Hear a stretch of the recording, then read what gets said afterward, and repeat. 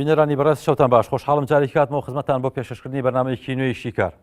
بەڕێزانم بەرنامەی شیکاری ئەمشەوم بۆ قسەکردن لەسەر بارودۆخی شنگال و ئەو ڕێکەوتنی لە نێوان حکوومەتی هەرێمی کوردستان و لە نێو حکوومەتیشا پارتی دیموکراتی کوردستان لەگەڵ حکوومەتی عێراقی واژۆ کردووە. هاوکات ئەم ڕێکەوتنە چۆنە و خاڵەکانی ڕێکەوتنەکە لە بەرژەوەندی کێ و ئەجەندای کێ لە پشتەوەیە. لە دوای فرۆشتنی شنگال و بەجێهێشتنی لەلایەن هێزەکانی پارتی دیموکراتی کوردستانەوە لە بەردەم تیرۆرستانی داعش هەوڵاتیانی شنگال بەجێمان لەو کاتۆ تا ئێستا لە شنگال لە دوای ڕزگارکردنی شنگالە و لە چەتەکانی داعش لەوەی خۆبەرەوەبرێتێک هەیە کە ناوچەکە بەڕێوە دەبات، بەڵام بەپێی ڕێکەوتنەکەی ئێستا ئەم ڕێکەوتنە هیچ پرسوڕایەک بە هەوڵاتیانی شنگال و خۆبەرەوەرتی شنگال نەکراوە.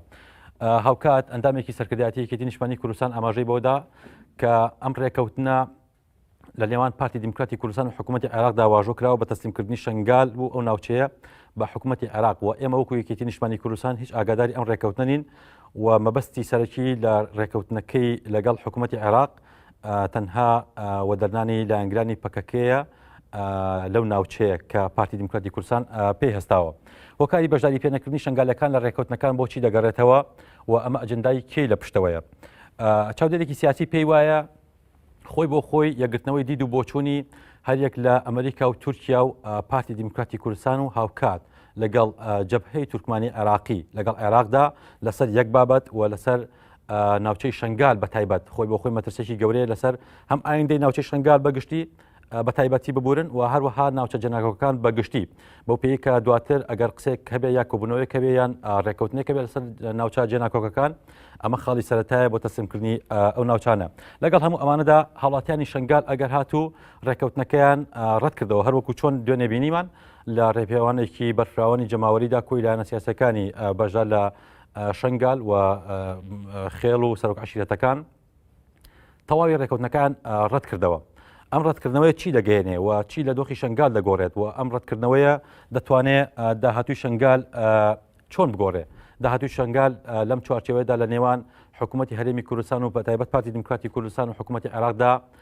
چۆن دەبێت. من بۆ قسەکردن لەسەر ئەم بابەتە میوانداری بەڕێز مامۆستا عەلی کەریمی نووسەر و چاودێرم کردەوە. مامۆستا زۆر بەخێر و بەرنامەکەم سوپاس دەکەم و هەروەها بەڕێز حەسۆ ئیبراهیم جەگری هاوسەرۆکی ئەنجومەنی خۆبەرەوەرتی دیموکراتیکی شنگال لە ڕێگەی سکایپەوە لەگەڵمان دەبێت بۆ قسەکردن لەسەر ئەم بابەتە. سەرەتا مامۆستا عەلی ئێمە لای بەڕێزت پەیوەست بەم بابەتی کە ئێستا ئاماژەم پێیە ڕێکەوتنی شنگال لە نێوان حکوومەتی هەرێمی کوردستان و بەتایبەت پارتی دیموکراتی کوردستان و حکوومەتی عێراقدا چۆنە بینی؟ زۆر سپاس بۆ تۆ کاک محەممەد، سپاس بۆ بینەرانی بەڕێز و سڵاو لە هەموو هاوکارەکانت. حقیقەت ئەوەیە کە ئێمە مێژوویەکی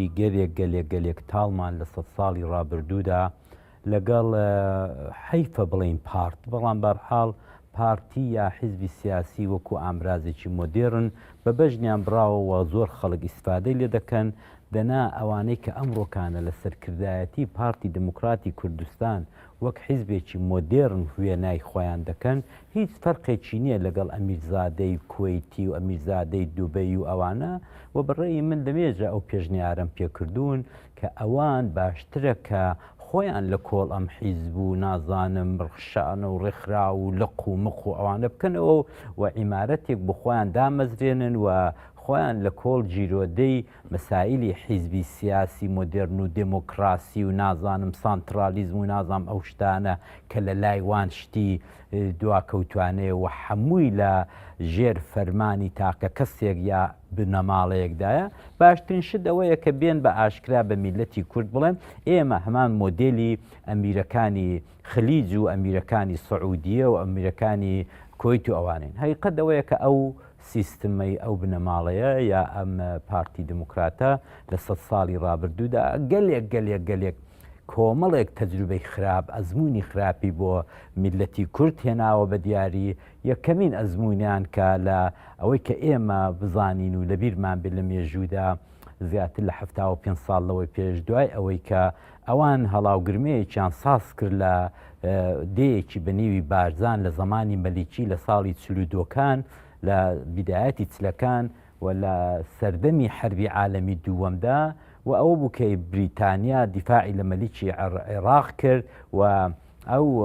سەرهەڵدانەی کە زۆرتری بۆ مدیر ناحیە و شتیوا بوو لە ناوچەی بارزان حقیقەت مەسلەی نەتەوایەتی نەبوو. دواتر کۆمەڵی هیوا و ڕۆشنبیرەکان بوون کە چوون بۆ ئەوەی کە بەکاری بێنن وەکو مەسلەیەکی نەتەوایەتی هاتن بۆ کۆماری مەهاباد و لە کۆماری مەهابادیش هەموو بینەران و هەموو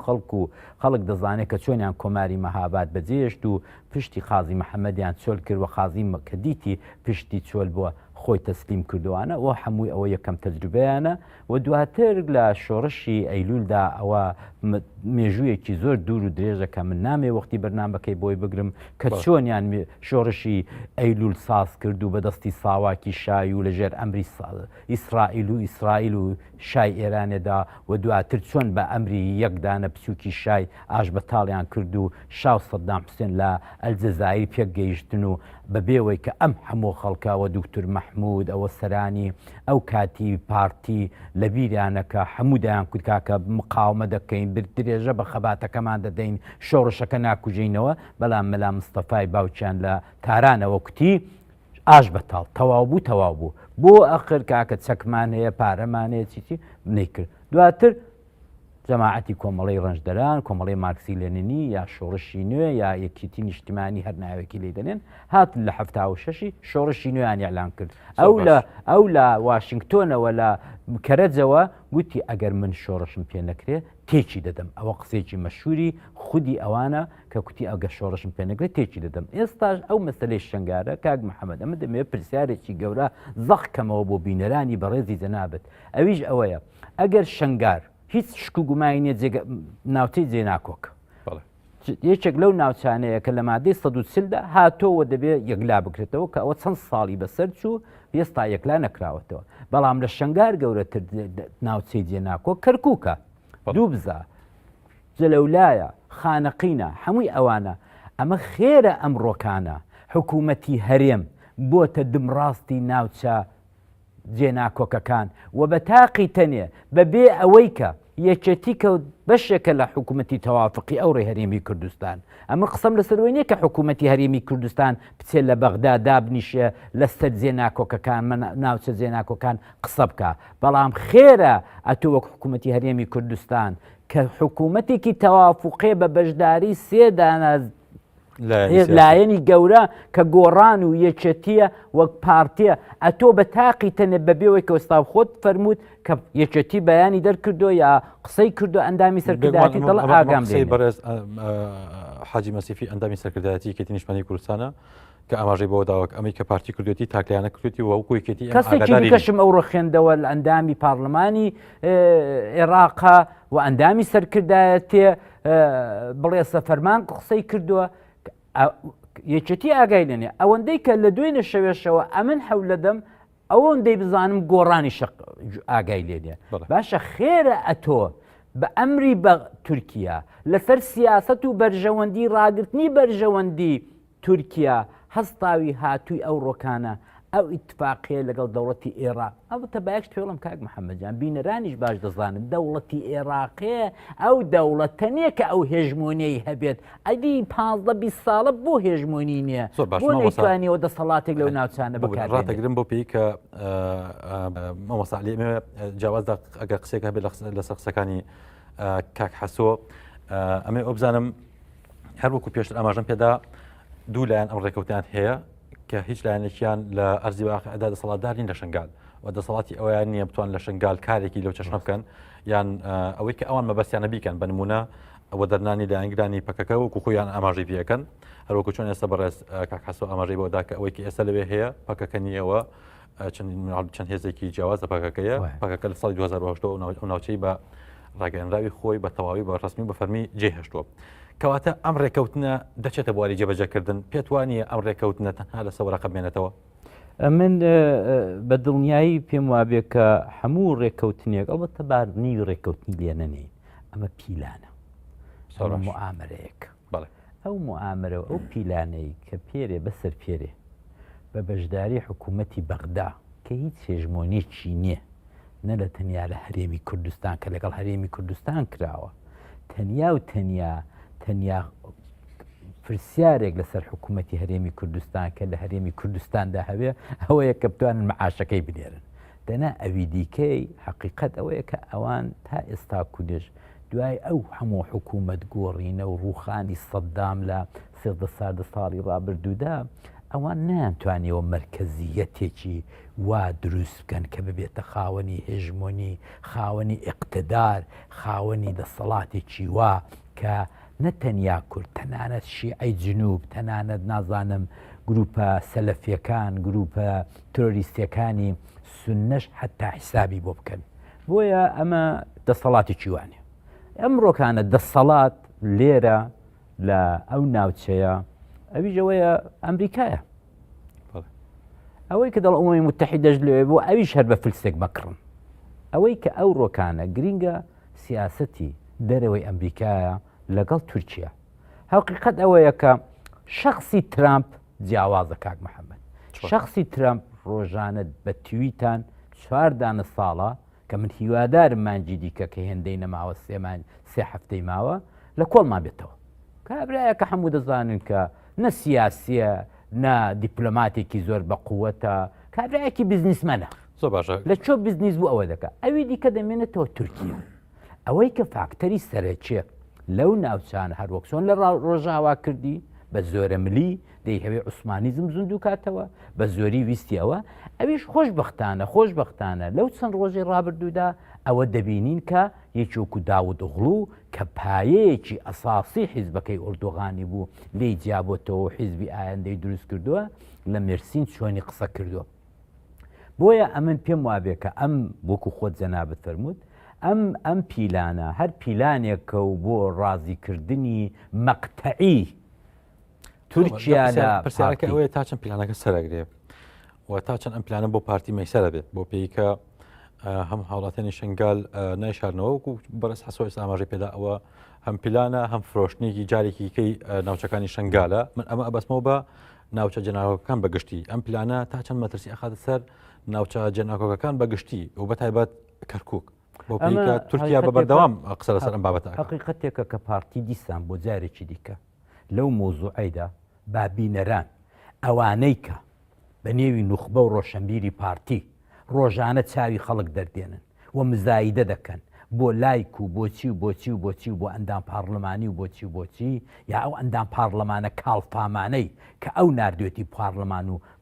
مناڵە ورکەی دنیا و ڕۆژنامەنووس دوور لە ئێوە کە حرمەتم بۆ ڕۆژنامەنووسان هەیە ئەوانەی نردوێتە پارلەمان و لە خۆڕا قسە پڕدەدەنە دەرێ دەبێت تێبگەن کە ئەمەشی پیلانێکە فرۆشتنیەکە لە فرۆشتن و لە پیلانی کەرکووک پیستر حقیقەت ئەوەیە ئەوە دیسان جارێکی دیکە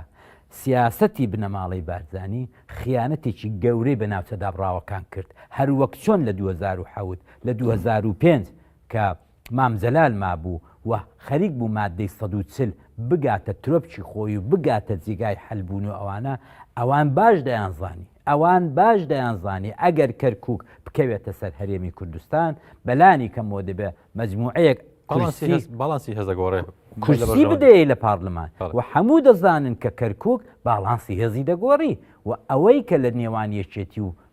پارتیدا بنێوی 50-50 هەبوو دەگۆڕدرا بۆیە نەیان کرد هەر وەک چۆن لە 76 عەرزم کردی پێش بەرنامەکە لە پێشەشەکەیدا ئەوان لە 76 ئەم شۆڕشە بەو هەموو هیوا و گەنج و خەڵکی لە خۆ بردوو هاتنەوە شاخ و شۆڕشان هەڵایستان ئەو کوتی ئەمن ئەگەر شۆڕژم پێ نەکرێ تێکی دەدەم ئەوە بوو بە سەرکردایەتی سامی عەبدوڕەحمان قیادەیەکی مۆقەتیان هێنا و بە ئاشکرا ئێمە لە بیرمانە ئێمە لەوێ بووین ئێمە دەزانین ئێمە شاهیدی زیندوین کە شەڕێکی براکوژی دروست بوو هەتا ساڵی 92 نەکوژایەوە کاکە قەید ناکە ئەو 2-3 ساڵەی ڕاپەڕینداکە شەڕ نەبوو لە هەولێر حکوومەتی هەرێمی کوردستان هەبووە بەڵام حقیقەت ئەوەیە ئەو شەڕێکە ئەوان لە ساڵی 76 لەگەڵ یەکێتی نیشتیمانی و لەگەڵ شۆڕشی نوێ هەڵیان ئایسان بە سەرکردایەتی قیادە مۆقەت و کوڕەکانی مەلا مستەفا مەسعود و ئیدریس و سامی عەبدوڕەحمانیشی کە لەگەڵ بێت ئەمانە هاتن شەڕێکی ماڵوێرانکەریان لە ناو باشووری کوردستان هەڵایسان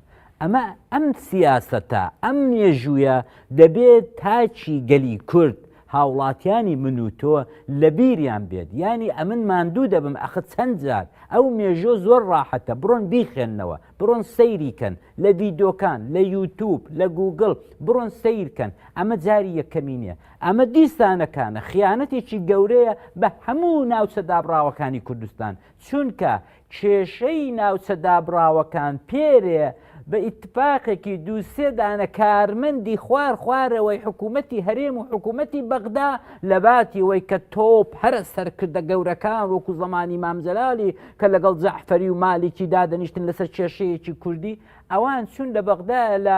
ژێر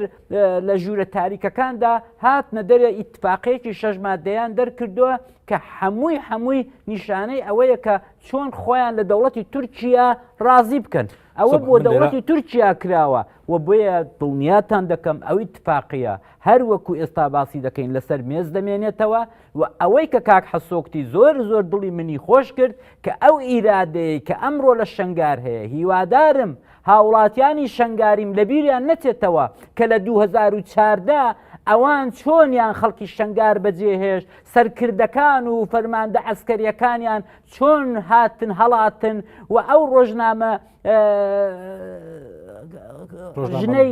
ژنەکەی ستێک تیوی ئەو کچە جوانە ئێستا ناوەکەی هاتەوە دێتەوە بیرم ئەو هات کوتی کاکە کوێ هەرەی لە چۆ هەڵدێ پێشی بەو زل و بە ورگ زلانەی ئەندام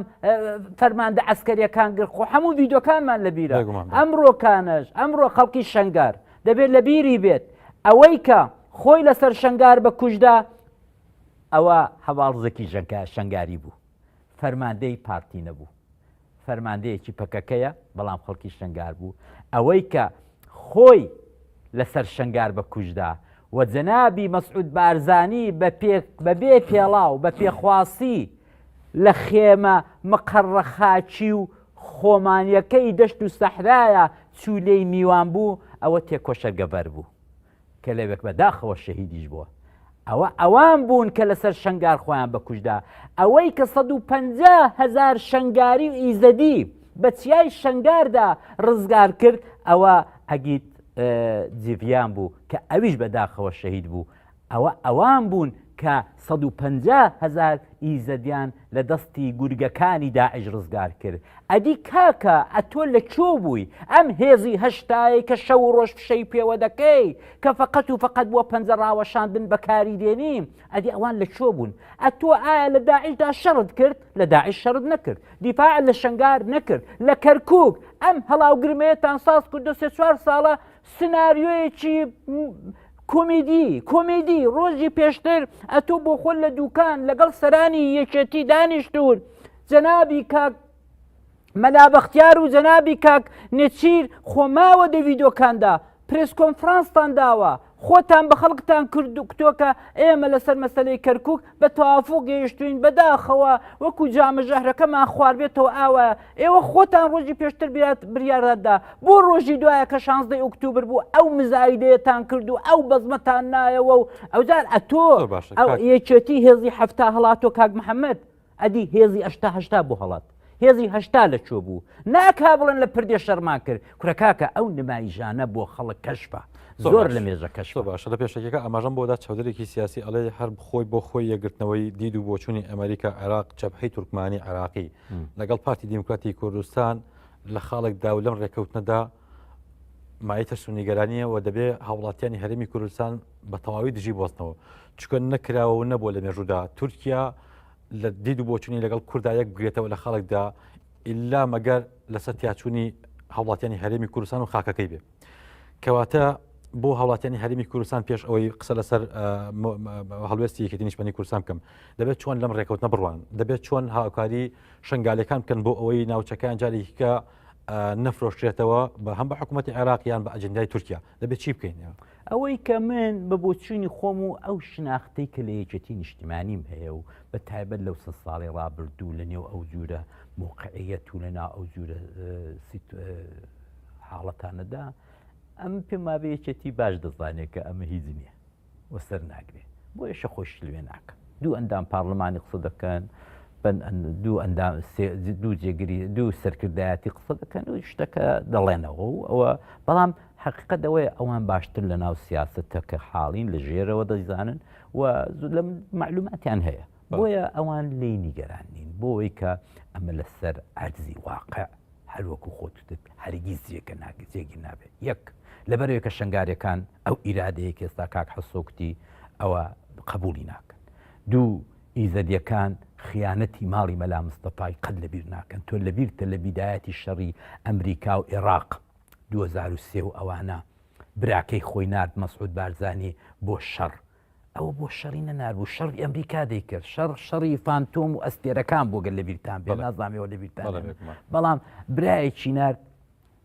هێزی ئەمریکا لێدا لە توکتی کرد ئێستاش سەقەتە ئێستاژەوە هەموو جانی تێک و پێکشکاوە ئەو بۆچی چوو ئەو چوو کە ئیزەدیەکان بکوژن کاکە ئەو قین و ڕقی عەشیرەتی جاچ لەگەڵ زێباریەکان جاچ لەگەڵ شنگاریەکان چ لەگەڵ ئیزەدیەکان لەو بنەماڵەی ناکوژێتەوە سڵحی عەشایری دەنێوانەدا نییە مەگەر تەسلیم بوون بۆیە ئەوان ڕۆژێک لە ڕۆژانیان مابێت هەموو ئەو کەسانەی کە ڕۆژێک لە ڕۆژان دوژمنیان بوون بربەرەکانیان کردوون دە حەولی ئەوەدان پیانەوە بدن ئەمن زۆر باشم لە بیرە ئەو دەم بە نێوی فرندلی فایر ئەمریکەکان داوایەکی لیبرەکان ئەوە ئاتەشێکی ئاگرێکی دۆستانە بوو نەمانزانی لە براکەی مەسعود بارزانی کەوتو و هێزەکەی تێک و پێکشکێنرا ئەمریکا دەیزانی کاکە ئەمریکا زۆر باش دەیزانی ئەو هێزەی زێرێڤانی ماڵی بارزانی بۆ ڕۆیشتە بەرەو شنگار لەوێ لێدای دێ خۆ لەبیرتانە بۆ لێیدا بۆی کە ئەوان چوو بوون قەلاشۆی لەو هەڵاو گرمانەدا جا ئەمەی کە ئەوان دەیکەن لە فرسەت دەگەڕێن هەمیشە و دایم لە وەختی ئاوادا دەچن پێوە دەدەن وەختێک گوڵات ئالۆزە زۆر باشە لەبەری کاتی بەرنامەکەم کەمی ماوە منیش ئەمێ هەندێک قسە لەسەر هەمان بابەت بەڵام ڕوەندەرێکەکەی بکەم بۆ پێی کە ناوچەی شنگال ئێمە ئاگادانی هەروەکو بەڕێز حەسەوە ئاماژەی پێدا بەوەی کە حەشی شەعبی هێزە فیدراڵەکان لە ناوچەی سنووریەکانی شنگال هەن و بوونیان هەیە و حەشی شەعبیش یەکێ لەو خاڵانەی کە بە پێ ڕێکەوتنەکە دەکرێت ئەمانیش بگەڕێنەوە بۆ ناوچەکانی خۆیان یان باوەڵێن بۆ ناوەڕاست و باشووری عێراق کە بێگومان ڕوونە لای هەمان کە ئێران پشتگیریکی تەواوی حەشی شەعبیە کەواتە پێت وایە ئەم هاوکێشە ئێران تورکیا ئەمریکا شەڕێکی گەورەتر و ئاڵۆستر و مەترسی زیاتر لە ناوچەکە بەرپانەکە ئەمن باوەڕ ناکەم کاک محەممەد ینی ئەوەی کە من خوێندنەوەی منە ڕەنگە ئەو دوو هەفتەیە سێ هەفتەیە بوەستین کە هیچیش ناقۆم لەو دوو سێ هەفتەیەدا فقط و فقط ئەو فکری ماخولیایی ئوردوغانە کە دەست هەڵ ناگرێت ئەوە تا لە ئازەربایجان و ئەرمەنستان بە ڕۆژی ڕووناک تەداخل دەکا پوتین هەموانی دانا و ئاشتبوونەوەیەک فێرێ شەوێ کرا و دووبارە ئاتەش وەستانێک کرا بەڵام بە دوایویدا تورکیا دووبارە نەیهێشت ئازەربایجان متحید بێ بە ئەوە بێ بە ئاتەش وەستانەکە بۆیە کێشەی ئوردوغان کێشەیەکی گەورەیە بەڵام کێشەی ئوردوغان ئێستا جێبەجێ نابێت کێشەی ئوردوغان لە ناوە جێبەجێ دەبێت ئێمە هەمومان بە ئەوەی گە کورد بێت دەبێت دە حولی ئەوەدا بێت لۆبی بکە دەنێو خودی ئاکپارتیدا دەنێو خودی تورکیادا دەنێو خودی کۆمەڵانی خەڵکێکە لە تورکیا لە زمانی ئاتاتورکەوە بڕوایان بە سێکۆلاریزمە بڕوایان بە جیابوونەوەی دین و دەسەڵاتە جا بۆیە ئەمە تاسەر بۆ ئوردوغان ناڕوە ئەم ڕۆکانە لە هەموو ڕۆژێک زیاتر ئوردوغان زەعیفە بۆ چونکە هەموو بنەماکان و هەموو پایەکانی ئیقتصادی و ئابووری تورکیای تورک و پێکدا ینی وای لە لیر کردو لیر جارە هەر ئەرزشی نەماوە خان و ناکردێ خان و نافرۆشتێ هەمووی ئەوەی سیاست و ئاوردە و ئەولای کەوتۆتە سەر خاچی عێراقیە ئەوەی کە ئەم هەموو هاوردە دەکا بۆ ئێرە ئەمە تاسەر بۆ تورکیا ناڕات ئەوە لەلایەک لایەکی دیکەوە کابرایەکی سڵکنی کابرایەکی دیپلۆماتی زۆر خێڕی پارە و پول هەیە بە نێوی جێفری کەوە چەندین ساڵە قۆنسولی ئەمریکایە لە تورکیا و ئێمە هەمومان دەزانین کە تورکیا بۆ کڕینی پیاوی ئاوا و بە تایبەت غەربیەکان ئەگە تۆ دەکرد پارە و پول و هەدیە و مەدیەدانیان خۆشیان دەفرۆشن بەداخەوە کورد لەو باری لۆبیگەریشتیاوە زەعیفە بەڵام تورکەکان ئێرانیەکان زۆر بە قووەتن ئەتۆ ئێستا مەسەن باسکە ئەو هەموو ڕێکخراوی ئێرانی و کوردی ئێمە ڕۆژهەڵاتی هەیە لە ئەمریکا و لە ئەوروپایە نەمانتوانیەوە لۆبێکی وا بکەین بەڵام مجاهیدینی خەڵق ئاواژ وەزئی شێواوە ئاواشی لێ قەوماوە بەڵام کۆمەڵێک سناتۆر و کۆمەڵێک دیپلۆماتی ئەمریکایی کڕیوە کاریان پێ دەکات تورکیاش لەوەیدا بەقووەتە ئەم جێفرێ نامێنێت حەقیقەت ئەوەیە کە کابرایەک بە زمانی ئەوەی پێشوو ئۆباماوە بە نێوی مەگۆرک هەبوو کە ئەو پیاوێکی عاقڵ دیار بوو و لەگەڵ عاقڵ بوونەکەشی عەتفێکی باشی بۆ ڕۆژاوا هەبوو و ئەوەی کە ڕۆژاوا بەرەو سەر ڕۆیشتە لە زمانی مەگۆرکدا بوو بۆیە ئەمن پێم وابێت ئەگەر هەردوو دەستەکەمان ئاوا لێ بکەین و دوعای ئەوە بکەین زۆر کورد پێیان وایەکە بە تایبەت کوردی ڕۆژهەڵاتی ترامپ باشە بۆ کورد ترامپ باشە بۆ ترامپ زۆر خراپە نەتەنیا بۆ کورد بۆ هەموو نەتەوەی دنیا باشە بەڵام پێتوانێت ئەمە لاوازی سیاست و با بڵێن بلۆبی کورد خۆیت وەکو پێشت ئاماژت پێدا ینی کورد ئەبێ چکە کاتی بەرنامەکەم کۆتایی هاتووە ئەمێ باقسەد وەرگم لە بەرنامەکە کورد بۆ خۆی بەتایبەت لە هەرێمی کوردستانە ئەبێت چۆن مامەڵە لەگەڵ ڕووداوەکان بکات لانی کەم کە پارتی دیموکراتی کوردستان بۆ شێوەیە لەژێر ئەجندای تورکایە لانەکانی دیکەی دەرەوەی دەسەڵاتی پارتی دەبێت چی بکەن بۆی هەرێمی کوردستان لەژێر ئەجندایە دەرکەن من تەنیا فاکتەرێکی کە بەڕاستی دەتوانێت جێگیر بێ دەتوانێت تاسیری هەبێ دەتوانێت یەکلاکەرەوە بێت نە فاکتەری ئەمریکا دەبینم نە فاکتەری تورکیا دەبینم تەنیا فاکتەرێک کە ئەمڕۆکانت دەبێت ئێمە لە جێژاوی ئەم هەموو دزی ئەم هەموو قاچاغا ئەم هەموو مافیایە ئەم هەموو خاک فرۆشتنە ئەم هەموو وڵات فرۆشتنە ببینەوە و خەڵکی هەرێمی کوردستان بکەونە سەر خوشگوزەرانی بە بەروبوومی خۆیان شاد ببنەوە ئەوەی کە حەقی خۆیانە ئەوەی کە دەبێت بیان بدرێتێت تەنیا و تەنیا ئەوەیە وەک چۆن کاک هەسۆکتی خەڵکی شنگار قبول ناکا و ئیتفاقیە ئەو پیلانە قبول ناکا خەڵکی باشووریش دەبێت بێتە سەر ئەوەی کە چی دیکە ئەو تەحەدای لە کوڕزا و نازانم ئەمیرزادەکانی بارزانی قبول نەکا لەو پادشایەتی و لەو ئەریستۆکراتی کە ئەوان لە هەولێرێ بۆ خۆیان دروست کردو و هەزار ڕەحمەت بە ئەمیرزادەکانی کوێت و دوبەی و نازام ئیمارات و ئەوانە دەبێ ئەو تاج و تەختە بێنن بڕوخێنن و ئەو جارەکانە بێن حکوومەتێکی خۆیان حکوومەتێکی پڕ بە دموکراسی پڕ لە ئازادی ڕۆژنامەنووس ئەوە تا دەبینی ئەوە ڕۆژنامەنووس هەموو ڕۆژە دەگیرێ ڕۆژنامەڕۆژ هەموو ڕۆژە زمانی دەبڕدرێت پارلمانەکە سەقەت بووە توخوا ئێمە پێمان شەرب نییە بڵین پارلمانمان هەیە توخوا ئەمە پارلمانە ئەمڕۆکانە هەرێمی کوردستان هەیەی توخوا ئەمە حکوومەتی تەوافقی هەمانە ببرە بە مەسانی پێتوانێت ئەمەش لایەنێکی پەیوەندی بە هاوڵاتیانی هەرێمی کوردستان و خۆیان و هەیە بۆ پێیکە ئەمیژەوە دەمێت لە جۆرەکان ئەنی بێدەنگن لە من ئەوەی دەمێڵم دڵم تەنیا فاکتەرێک کە ئەوڕۆ دەتوانێت هەموو ئەو کێشانە پارلەمان بکاتە پارلەمانی واقعی سوزانم بەروبووم بکاتە بەروبوومێکی و واقعی هەمووی ئەوانە دەگەڕێتەوە سەرتاکی ڕۆژ باشووری کوردستان بەسە هێندە دە فکری هەڵاتندامە بن بەسە هێندە دە فکری خۆ تەسلیمکردندامە بن وەرنە سەرجاددا وەرن کاکە داوای مافی خۆتان بکەن کاکە زۆر حکوومەتی زۆر بە قووەتتر لە ماڵی بارزانی ڕووخاوە هەر لەم چەند ساڵی ڕابردوودا کە دیوتانە دەیان حکوومەتی وەکو تونس و میسر و ئەوانە هاتنە لەرزین و دیکتاتۆرەکان یەک بە دوایەکێدا نەمان ئێوە خاوەنی دیکتاتۆرێکن کە ئەو دیکتاتۆرە بۆتە سەرەتانێک لە سەر جەستەی میلەتی کورد ئەوەی کە دەتوانێت ئەو سەرەتانە ئەمەلیات بکە ئەوەی کە دەتوانێت ئەمجە سەرەتانە لە خۆی لابدا تەنیا و تەنیا تاچی هاوڵاتێ تەلەبەیە گەنجە جوانی ئەو ڕۆکانەیە باشە ئەی بنێ خەڵ مامۆستا دێتە سەرجادەی دەڵێ ناسم دەوام ناکەم مەعاشم نییە منداڵم برسیە بیانی ئەتۆ وەرە بزانە هەموو کەس ڕاز دەکات لەو هەڵاوگرمەی مەسلەی مەعاش هاتوون دەیکەنە مزایدا خانمێکی کاڵفامی بەنیوی باوکی نانی باوکی دەخوا لەبەر باوکی بۆتە ئەندام پارلەمان دەنا بۆ خۆی هیچی تێدا بەستەنیە دێ لەسەر ئەوڕۆکان لەسەر فەیسبوک و مەیزبووکی دەڵێ ئەوە حکوومەتی ئێمە حکوومەتێکی مەهدی حکوومەتێکی وایە حکوومەتی وایە باشە ئەمن دەڵێم هەموو کەس مامۆستا دەڵێ ناچم ڕاست دەکە تەلەبە دەڵە خوێندم دەوێت ڕاست دەکات دایک و باب دەڵێ مەعاشم دەوێت ڕاست دەکات ئەوەی کە لەو بینەیدا ڕاز ناکە ئەم دەسەڵاتی هەولێرە هەمویان ڕاست دەکەن ئەوان نەبێت بۆیە ئەمن حەق بە مامۆستای دەدەم بۆچیت بۆ بیڵە قەید ڕاستە منداڵەکانمان دوا دەکەون ڕاستە بەڵام ئەخ تاکەی جارێک 2000 3000 10 جاریان کرد ئەم پارەیە بۆ شۆ دەڕوا ئەم پوڵە بۆ شۆ دەڕوا ئەم نەوتە بۆ شۆ دەڕوا خەڵک حەقی خۆیەتی پرسیار بکە.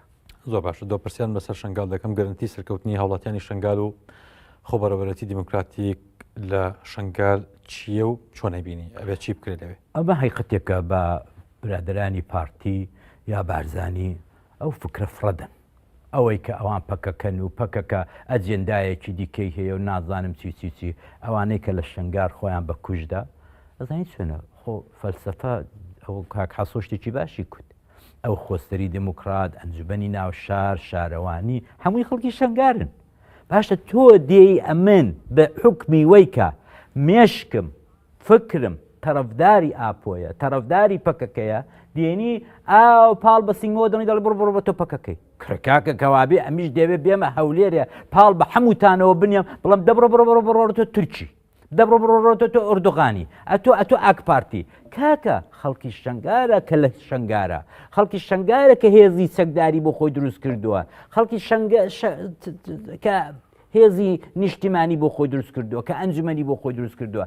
ئەمە بە من تۆ علاقەی بە من تۆ نیە خۆ تۆ تەفتیشی ئەقایدی من ناکەی ئەوان لەباری ئەقیدەوە لە پەکەکە نزیکن بەڵام خەڵکی ناوچەند خەڵکی کوردن خەڵکی باشوورن حقیقەت ئەوەیە کە ئەوان لێ تێکچووە کە بابە ئەوەی کە خەڵک فکری بەرەو ئەقلی ئاپۆی ڕۆیشتوە لەبەر ئەقلی پەکەکەی ڕۆشتەوە کۆمەڵە کۆکار هەیە بڕۆ هۆکارەکان بدۆزەوە نەک ئەوەی کە تۆ پاڵیان پێوەنەی و مۆرچی ئەویان لێ بدەیت کە تۆ بێگانە پەرستی یا ئەتۆ سەر بە پەکەکەی ئەو جار پەکەکە بوون چه گوناحێکی تێدایە هێزێکی کوردی یەکەم هێز بوو کە ناسیۆنالیزمی کوردی لە ئاسمانەوە بە هەر چوار پارچەی کوردستان ناسان بە نێوی مێتیوی لە 91 و 92 ئەوان هاتن هێژمۆنی ناسیۆنالیزمی کوردیان چەسپاندەوە باشە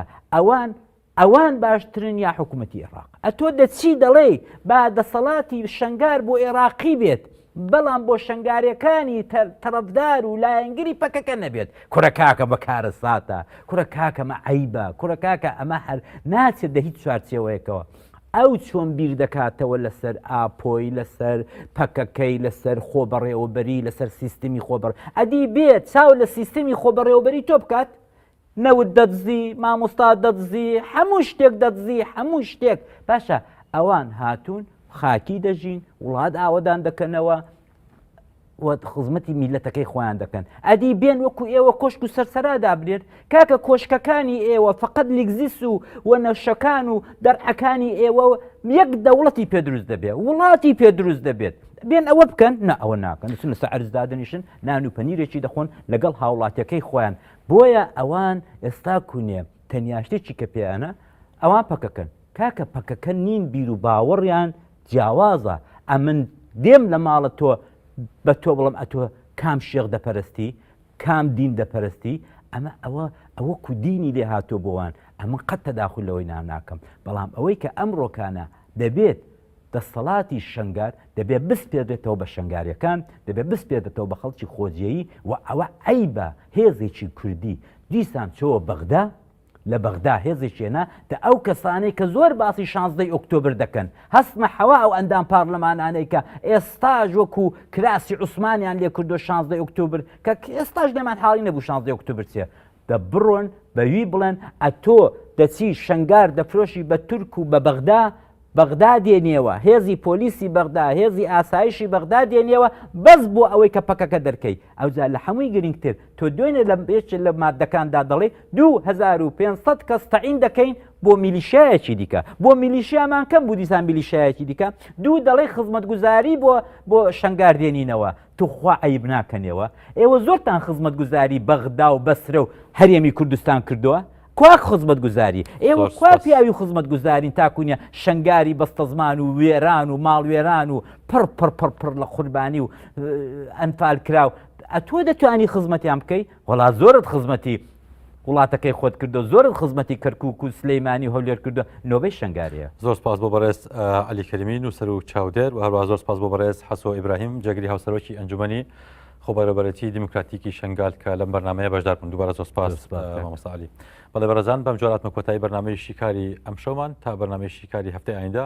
بەخواتان ئەسپێرم ماڵەوە.